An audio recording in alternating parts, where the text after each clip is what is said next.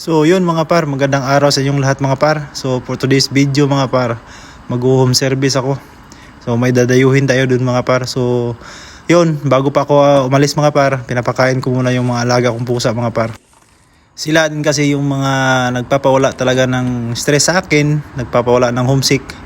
So bilang isang OFW mga par, hindi talaga natin maiwasan na ma-homesick tayo, lalong-lalo na malayo tayo sa pamilya.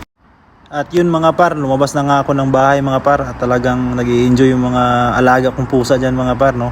So yan, napapansin yung mga par, yung dati kong motor, ayan, nakatambay na lang mga par dahil sa sobrang dami na talaga yung sira at di ko na kaya talagang ipaayos. So may nag-offer sa akin na kaibigan din, isa sa mga customer natin, na bilhin ko na lang yung bike niya kasi bumili siya ng bago. At yun, hulugan naman yun mga par, so hindi ganoon kabigat, so may bonus naman na darating, so yun na lang yung pangbayad ko.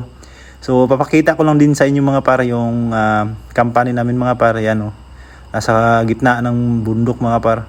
So yan, ito lang yung lagi ko ditong mga ginagawa mga par pagka may tumatawag sa akin na magpapagupit. Minsan sila yung pumupunta sa bahay, minsan ako din ang pupunta sa bahay nila. So mas maganda kasi mga par pag ako mismo ang pupunta sa bahay nila. Siyempre may mga palibreng pakape may palibreng pakape, tsaka siyempre nasa kanila rin mga par kung magdagdag sila sa akin. Pero okay lang naman mga par kasi mga tropa ko lang naman itong mga ginugupitan ko. So ayan mga par, dito na tayo sa bahay ni Tologi, no? So kakatukoyan natin si Tologi, baka gising na. Tologi! Home service. Home service ya. Ha? Ano nangyari sa mukha mo? Ano ko na infeksyon. Magagamot ako ngayon. Ano infection? Bakit infection? Sa tenga. Gagamot ako. Uy. Yan. Home service mga par. Siyempre may additional pag home service eh. So ayun mga par, no. Kaya papakita ko na lang sa inyo pag gupit natin ni Tologi. So ayun na mga par, nagsimula na tayo mga par. So naglagay na ako ng balabal dyan mga par. So balabal daw ang tawag niyan mga par. Basta ayun na yun. So sila kasi mga par, yung mga tropa ko mga par, minsan hindi talaga sila pumupunta ng Myeongsil o yung pagupitan dito sa South Korea mga par, dahil ang rason nila mga par, hindi nasusunod yung gusto nilang gupit mga par. Kasi siyempre iba yung gupit ng mga Korean kaysa sa ating mga Pilipino. Although may mga Koreano naman par, mga par na magaling talaga, pero mostly talaga mga par, kung ano yung pinapakita mo, ano yung gusto mo, hindi talaga masusunod. So itong mga customer ko na to mga par, matagal na talaga to sa akin. Simula nung dumating ako sa South Korea, nagsimula ako magupit. Andito na to sila mga par, dito na sa akin ng papagupit to. So napakatagal na tong mga customer ko na to mga par hanggang ngayon.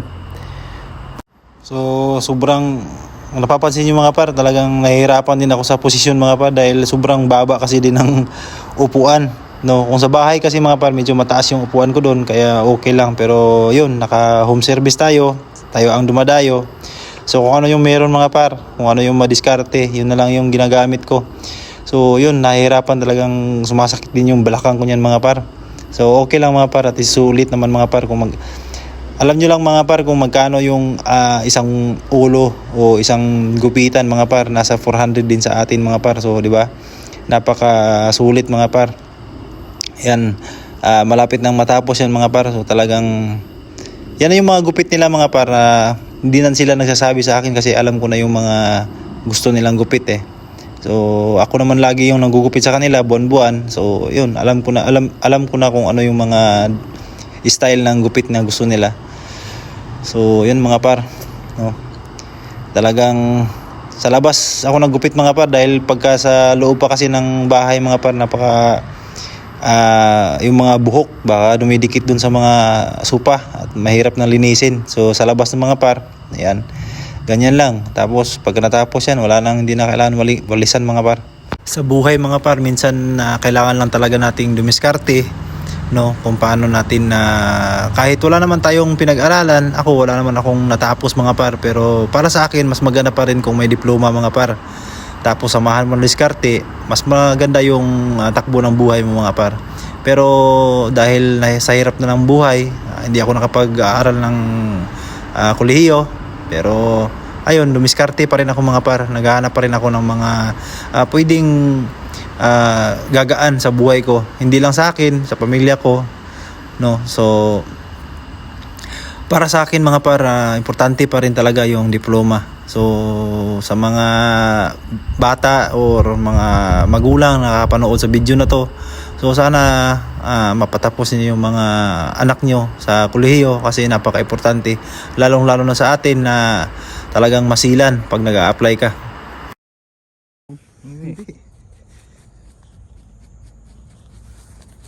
Hindi ang uso.